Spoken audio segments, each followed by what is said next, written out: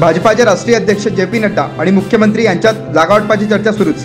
लवकरच अजित पवारांच्या चर्चेनंतर अधिकृत जागावाटपाबाबत घोषणा होणार, सूत्रांची माहिती। मुंबई युवक काँग्रेसच्या अध्यक्षपदावरून तुषार सिद्दीकींची हकालपट्टी। मनोज जरांगेंकडून 24 फेब्रुवारीपासून राज्यभर रास्ता रोकोची घोषणा। सगळे सोयऱ्यांच्या कायद्यासाठी जरांगेंचं शिंदे सरकारसमोर नवं आव्हान। जरांगेंनी संयमाची भूमिका घ्यावी, राज्य सरकारची विनंती। उत्तर प्रदेशात काँग्रेस आणि समाजवादी पार्टी एकत्र लढणार। प्रियंका गांधी आणि अखिलेश यादव यांची फोनवरून चर्चा। काँग्रेस लोकसभेच्या 17 जागांवर उमेदवार देणार।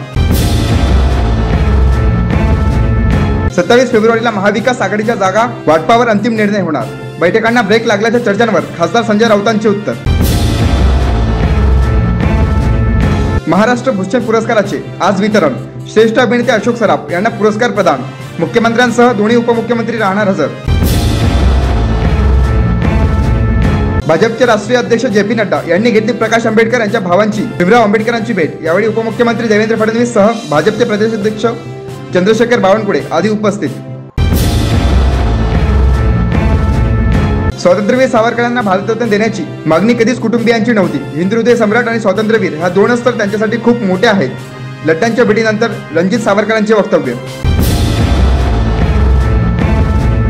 मराठा समाजाला आरक्षण मिळेपर्यंत निवडणुका घेऊ नका, मनोज जरांगेंची केंद्रीय निवडणूक आयोगाकडे मागणी। तर निवडणूक घेतल्यास प्रचाराची गाडी ताब्यात घेतली जाणार, मराठा समाजाचे आवाहन।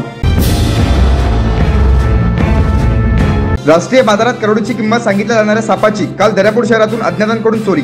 मात्र वन विभागाकडून अद्यापही कुठलीही कार्यवाही नाही।